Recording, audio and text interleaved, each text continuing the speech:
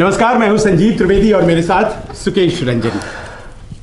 तेजस्वी यादव के आसपास जो बातचीत महागठबंधन में मुख्यमंत्री पद के चेहरे की है, वो तो इस बार बिना तय किए हुई करीब करीब तय होने लगी है।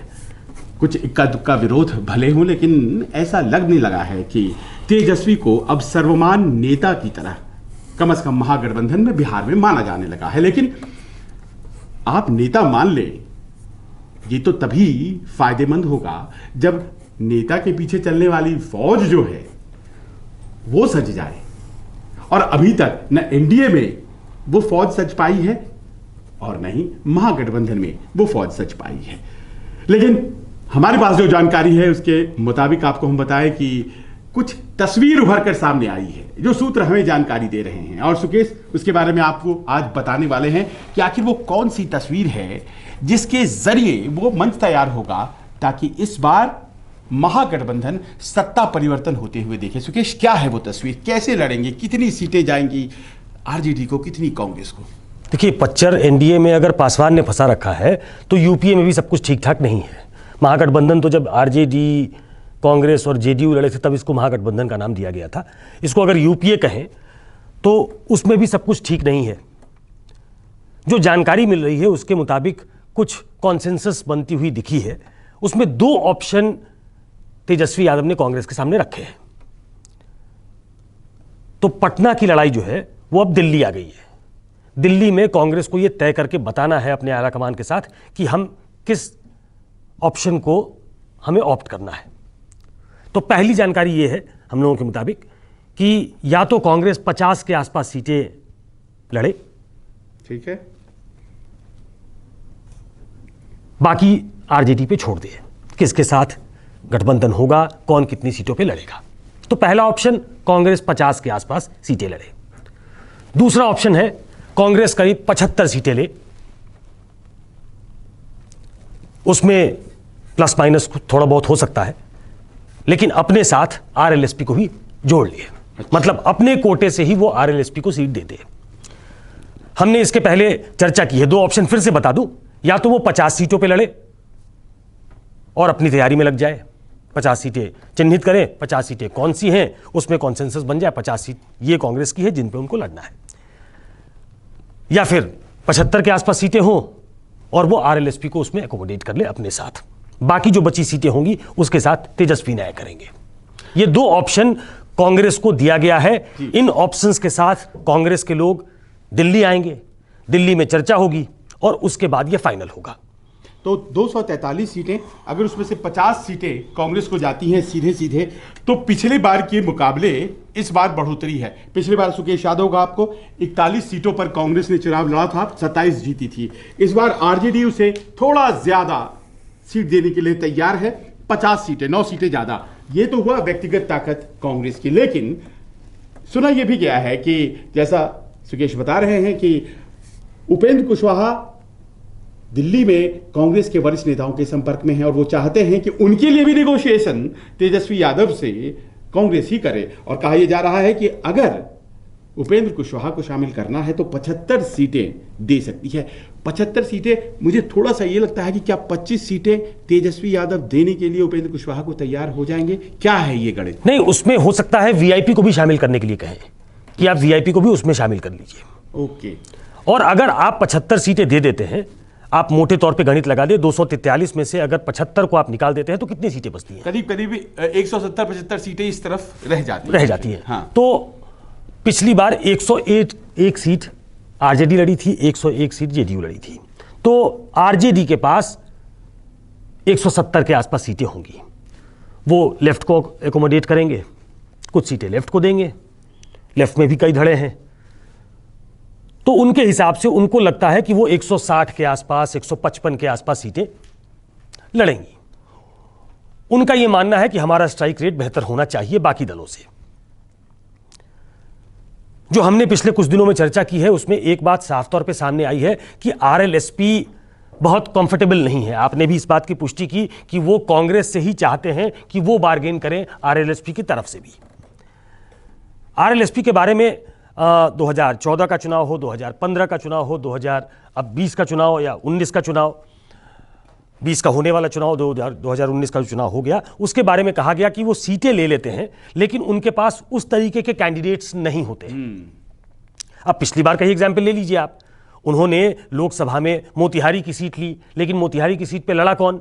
जो कांग्रेस पार्टी के सांसद हैं उनके बेटे चुनाव लड़े। तो वो पहले सीट लेते हैं, कैंडिडेट्स बाद में ढूंढते हैं। तेजस्वी यादव ने इस बार वही दूध का जला छाछ भी फूक फूक कर पीता है। मैंने पिछली बार भी यही मुहावरा, क्योंकि ये मुफीद सा मुहावरा है, उसका इस्तेमाल करना चाहता हूं कि वो चाहते हैं कि आपके पास कैंडिडेट होना चाहिए, जो भी कैंडिडेट हो उसके आधार पे ये चर्चा हो कि हमारे पास फला जगह से फला कैंडिडेट है और इसके जीतने के चांसेस ये हैं। हम हवा में बात न करें, हम ग्राउंड पे रहें, ग्राउंड रियलिटी को देखें। तो आरएलएसपी थोड़ी मुश्किल पैदा कर सकते हैं गठबंधन में। तो उन्होंने कहा कांग्रेस को, चूंकि कांग्रेस की तरफ से आरएलएसपी को दबाव है कि आप ही बार्गेन करिए, तो दो ऑप्शन है, या तो कांग्रेस कहे कि हमें जो सीट मिल रही है, हम जो बार्गेन कर रहे हैं, हमें उतने से मतलब है, या फिर वो आरएलएसपी के लिए बार्गेन करें। हो ये भी सकता है कि आरएलएसपी में कुछ कांग्रेस के कैंडिडेट्स, जो कांग्रेस का जिनका बैकग्राउंड रहा है, वो वहां से चुनाव लड़ जाए। ऐसा राजनीति में होता है, लोकसभा के चुनाव में भी हुआ है, पिछली बार लोकसभा के चुनाव में भी हुआ है। तो ये एक मोटे तौर पे एक फॉर्मूला तैयार हो रहा है जिसके इर्द गिर्द चीजें होनी चाहिए। देखिए सुकेश, लेकिन इस फॉर्मूले में एक चीज जो बहुत महत्वपूर्ण दिखाई पड़ रही है कि कांग्रेस को जितनी उसकी सीटें हैं उससे दुगनी सीटें ये देने का इंतजाम दिखाई पड़ रहा है। 27 सीटें इस वक्त हैं, उसमें से कुछ लोग छोड़कर चले गए, जैसे कि कुछ दूसरे नेता, अशोक चौधरी भी गए, एमएलसी थे, वो चले गए, लेकिन कुछ दूसरे नेता। तो 27 सीटें जीतकर 41 में आए थे कांग्रेस वाले, लेकिन उसके बाद उन्हें 50 या अगर 75 दिया जाता है तो क्या ये कांग्रेस ने जमीन जो अपनी छोड़ी थी, तो आरजेडी का उदय हुआ बिहार में। अब क्या ये रियलाइजेशन है 30 सालों के बाद कि कांग्रेस अपनी जमीन को मजबूती से पकड़ने की कोशिश कर रही है, या लालू यादव फिलहाल राजनीति से दूर है आरजेडी की, तो उसका फायदा ये हो रहा है कि कांग्रेस वाले बढ़ करके अपनी जमीन मापने में सफल हो रहे हैं, वापस रिकैप्चर कर रहे हैं। आखिर कांग्रेस को इतनी अहमियत, जबकि देश भर में कांग्रेस की अहमियत कम रही है। देखिए, लॉस्ट ग्राउंड गेन करना हर पार्टी का अपना एक उनकी ताकत उससे बढ़ती है, तो वो चाहते हैं। आप इसमें दोनों तरह से देखें। एक वैचारिक स्तर पे भी अगर आप देखेंगे तो कांग्रेस उनकी पुरानी अलाई रही है, चाहे केंद्र में आरजेडी रही हो या फिर स्टेट में कांग्रेस रही हो, ये दोनों साथ साथ रहे हैं, ये दूर नहीं हुए। 2009 में जब दोबारा सत्ता बनी तो उस समय कांग्रेस के सांसद बहुत कम थे, इसलिए मंत्रिमंडल में वो नहीं थे, लेकिन कांग्रेस के अलाई के तौर पे वो थे। आपको अभी भी याद होगा, जिस पे बहुत कटाक्ष हुआ था कि 4 लोगों की पार्टी है, 4 सांसद जीत के आए हैं, लेकिन पहली सीट पहले रो में लालू जी को मिली है, ये कांग्रेस ने दिया था। और ये नीतीश कुमार से लेकर तमाम लोगों ने ये बात कही थी कि कैसे अंडरस्टैंडिंग है इनकी, क्यों दिया गया है भाई, इनको आगे वाली सीट क्यों दी गई है, आगे की पंक्ति में इनको क्यों बिठाया गया है। तो एक मोटे तौर पे अंडरस्टैंडिंग रही है। दूसरा, इसका अगर पक्ष देखेंगे तो आरजेडी पिछली बार 101 सीटों पे लड़ी थी। उसने जो अपना ग्राउंड खोया था, वो कांग्रेस को इतनी सीटें देकर भी अपना एक जो प्रभाव है उसको बढ़ाने में कामयाब होगी, जो पिछली बार घटा था। पिछली बार स्ट्राइक रेट बहुत ही अच्छा था, वो 80 सीटें जीत कर आए थे 101 में, जो बहुत दिनों के बाद हुआ। वो 22 तक चले गए थे 2010 में, तो 2015 में वो 80 सीटें जीत कर आए। लोकसभा में भी प्रदर्शन बहुत अच्छा नहीं था। तो आरजेडी के लिए ये वैचारिक स्तर पे तो एक गठबंधन को बचाए रखना है ही। दूसरी जो सबसे महत्वपूर्ण बात है कि ऐसे में जबकि वो 15 साल से सत्ता से बाहर है, इसलिए एक फर्म फुटिंग पे जो गठबंधन दिखाई देता है, उसके सामने एक ऐसे गठबंधन को पेश किया जाए जो गरीब गुरबा पिछड़े की राजनीति करते हैं, और उसमें कांग्रेस को साथ लेने से उन्हें यह लगता है कि कांग्रेस का एक वोट बैंक जो अभी भी 5-6% उनका वोट बैंक है, वो शायद अपर कास्ट को भी लुभाने में कामयाब हो सकते हैं, उनकी तरफ वो आकर्षित हो सकता है। कई जगह मुझे पता लगा, कई रीजन में, जैसे दरभंगा, मधुबनी, ये जो इलाका है पूरा मिथिलांचल का, या फिर सीमांचल, सीमांचल का भी, लेकिन मैं मिथिलांचल के बारे में, कुछ सीटों के बारे में मुझे जानकारी है कि जहां से कांग्रेस चाहती है कि हम ज़्यादा सीटें लड़ें, लेकिन आरजेडी वहां अपने सवर्ण उम्मीदवार उतारना चाहती है, क्योंकि वो भी अपना फैलाव चाहती है। मैंने पिछली बार भी कहा था कि वो मुस्लिम यादव गठबंधन से आगे निकलना चाहते हैं। उन्हें मालूम है कि मुस्लिम यादव एमवाई कॉम्बिनेशन, जब तक लालू यादव सत्ता में थे, at the helm of affairs थे, तब तक तो चीजें बन गई, बात बन गई, लेकिन उसको बढ़ाना पड़ेगा और उनके गठबंधन को भी ये फैलाव दिखाना पड़ेगा कि हमारा मतलब सर्व समाज में हमारा पेनिट्रेशन है, नहीं तो वो चुनाव नहीं जीत पाएंगे। तो एक ऐसा कॉम्बिनेशन बनाने की कोशिश है। थोड़ा फूक फूक के कदम रख रहे हैं दोनों तरफ से ही लोग कि इस बार 2019 की तरह हवा हवाई बातें ना हो कि सीटें बट गई, आपने फोटो ऑप कर लिया कि हम 4-5 दल हैं और ये साहनी हैं, ये साहनियों का वोट ले आएंगे, कुशवाहा कोयरी का वोट ले आएंगे। तो कागज पे, अब कागज पे चुनाव नहीं होता है। संजीव, आपको मालूम है पिछले कुछ सालों में जिस तरीके से राजनीति का स्वरूप बदला है, अब वो कागज पे जो वोट परसेंटेज जोड़ के लोग निकाल लिया करते थे कि ये सीट हमारी हुई, ये सीट हम जीत लेंगे, ये लालू यादव का काल नहीं है।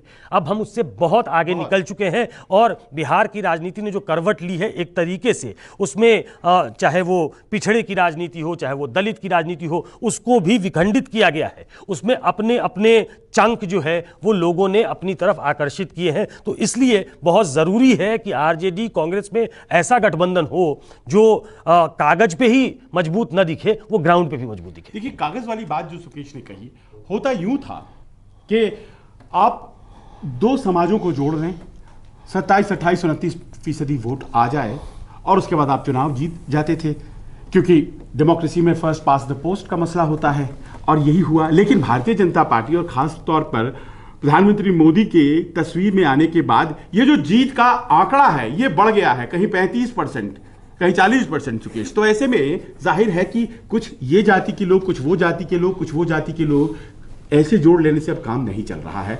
अब आपको वो वोट भी चाहिए जो आपकी जाति से तो न हो लेकिन आपकी विचारधारा में विश्वास करते हैं। सुकेश ने कांग्रेस के पक्ष की बात में बता दिया। अब हम जरा आरजेडी की तरफ आते हैं। आरजेडी में 175 के आसपास सीटें लड़ने का ऐसा लग रहा है कि फिलहाल मंसूबा होगा, क्योंकि जितने भी छोटे दल हैं उसको टेक केयर करेगी कांग्रेस। आरजेडी केवल एक राजनीतिक वर्ग है, राजनीतिक पार्टी है जिसके साथ बातचीत कर रही है, और वो है बिहार में वामपंथ। बिहार में वामपंथ की मौजूदगी आज की तारीख में जरा कम है, प्रभाव जरा कम है, लेकिन मत भूलिए बेगूसराय कभी लेनिनग्राद कहा जाता था, सेंट पीटर्सबर्ग, और कहा यही जाता था कि देखिए यहाँ जो वामपंथ के लोग हैं ये पूरे देश और दुनिया में वामपंथ की पताका को लहराते रहते हैं, हसिया, हथौड़ा और तारा छाप।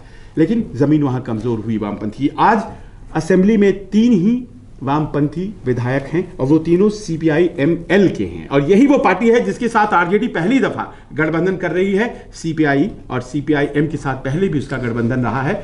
इन सब के भी वोट बैंक हैं अपने अपने इलाके में। कुछ भोजपुर के इलाके में कुछ पार्टी अपना जमीन रखती है, कुछ इस तरफ मगध में है, तो इस तरह से वो जमीन रखती है। सुकेश, ये वामपंथ को इस बार खूब तवज्जो, मैं कन्हैया और तेजस्वी के मसले पर आऊंगा, लेकिन वामपंथ को खासतौर पर देखिए, बिहार में वामपंथ की जमीन रही है, इस बात को इनकार नहीं किया जा सकता है, लेकिन एक तरफ अग्रसर होता बीजेपी और दूसरी तरफ वामपंथ के साथ तेजस्वी, ये कॉम्बिनेशन क्या राइट एंड लेफ्ट का बन रहा है? देखिए, लड़ाई राइट और लेफ्ट बनाने से बचेंगे तेजस्वी। आपको याद होगा 2019 का चुनाव कन्हैया लड़ने गए थे, लेफ्ट के साथ गठबंधन नहीं था। बहुत चर्चा हुई, चूंकि वो बेगूसराय से चुनाव लड़ रहे थे, कि आरजेडी वहां से अपना कैंडिडेट हटा ले, देश भर में एक मैसेज जाएगा कि तेजस्वी जो एक बड़े अच्छे वक्ता हैं, एक फायर ब्रांड लीडर के तौर पे उभरे हैं। हालांकि उन पे बहुत से आरोप लगे थे, जेएनयू कन्हैया जिन पे बहुत सारे आरोप लगे थे, तो गिरिराज सिंह के खिलाफ कन्हैया को उतारा जाए, आरजेडी अपना कैंडिडेट विड्रॉ कर ले। लेकिन तेजस्वी यादव ने नहीं किया। वो लेफ्ट वर्सेस राइट नहीं होने देना चाहते थे। उन्हें मालूम है कि दक्षिण पंथ की विचारधारा आज की तारीख में देश में उसने एक पेनिट्रेशन कर लिया है। वो लेफ्ट वर्सेस राइट होने नहीं देना चाहते हैं। आपने जो पहले कहा उसमें ज़्यादा सत्यता है। तेजस्वी को ये लगता है कि जो ट्रेडिशनल पॉकेट्स हैं, जहाँ पे लेफ्ट के लोग अच्छा करते रहे हैं, जहाँ अभी भी उनके फुटस्टेप्स हैं, उन जगहों पे वो लोकल स्थानीय स्तर पे प्रतिनिधित्व करें और वहां से वो एमएलए जिता के लाएं। वो वोट का डिवीजन जो है, क्योंकि लेफ्ट वो चुनाव लड़ेगी, कुछ सीटों पे वो चुनाव लड़ती है, आप उसके साथ गठबंधन कर ले तो ठीक है, नहीं गठबंधन करेंगे तो आरजेडी के खिलाफ भी अपना उम्मीदवार उतारेगी। तो ऐसे में मतों का विभाजन होता है। आरजेडी ये नहीं चाहती है, वो लेफ्ट वर्सेस राइट तो बिल्कुल नहीं चाहती है, लेकिन वो लेफ्ट का साथ इसलिए नहीं छोड़ना चाहती क्योंकि जो एक सर्टेन परसेंटेज ऑफ वोट जो उनको आ सकते हैं, उनके गठबंधन की तरफ आ सकते हैं, उसको वो जोड़ना चाहते हैं। उन्हें साफ लगता है कि जेडीयू बीजेपी कॉम्बिनेशन, पासवान को उसमें जोड़ लीजिए, कुछ पॉकेट्स में मांझी को देख लीजिए, अगर वो एक फर्म गठबंधन बनता हुआ दिखाई दे रहा है तो हमें इनको छोड़ना नहीं चाहिए। इसलिए मैं कह रहा हूं कि पिछली बार की तरह बहुत रेकलेसली जो सीट्स का बंटवारा होता था या हुआ था, उससे इस बार गुरेज करने का सोचा है। और इसलिए पॉकेट्स में छोटे दल सही, जिनका शायद प्रभुत्व अब पहले की तरह नहीं है, लेकिन पॉकेट्स में वो स्ट्रांग है, इसलिए उनको रिप्रेजेंटेशन भी मिलना चाहिए, लड़ने की सीट भी मिलनी चाहिए। तेजस्वी तो नहीं जाएंगे, मंच शेयर नहीं करेंगे, साझा नहीं करेंगे, लेकिन कहा यह जा रहा है कि जब आरजेडी और सीपीआई साथ लड़ेंगे तो मंच तो साझा करना पड़ेगा और उसके लिए तेज प्रताप यादव ये भूमिका निभाएंगे, यानी कि तेजस्वी के बड़े भाई। तो चलिए, ये कहानी है महागठबंधन की। पिछली बार महागठबंधन कर रहे हैं, इस बार यूपीए कह लेते हैं। बेगूसराय की बात बहुत की सुकेश ने। बेगूसराय में डॉक्टर तनवीर खड़े हुए थे आरजेडी की तरफ से, और अगर आप कन्हैया और डॉक्टर तनवीर के वोट जोड़ दें तो भी गिरिराज सिंह से कम ही पड़ते हैं। ये तो हुई तब की बात जब दोनों अलग अलग लड़े थे। अब जब सीपीआई और आरजेडी साथ होते हैं तो क्या तस्वीर बेगूसराय या फिर पूरे बिहार की बदलेगी। आज बस इतना ही, हमें दीजिए इजाजत। अपना सहयोग और समर्थन उसी तरह बनाए रखिए जिस तरह से आप हमें दे रहे हैं। नमस्कार, मैं हूं मानक गुप्ता। अगर आपको हमारा ये वीडियो पसंद आया हो तो इसे लाइक और शेयर जरूर करें, और हाँ, हमें सब्सक्राइब और फॉलो करना ना भूलें ताकि आप देश और दुनिया की कोई खबर मिस ना करें। तो जुड़े रहिए हमारे साथ और देखते रहिए न्यूज़ 24।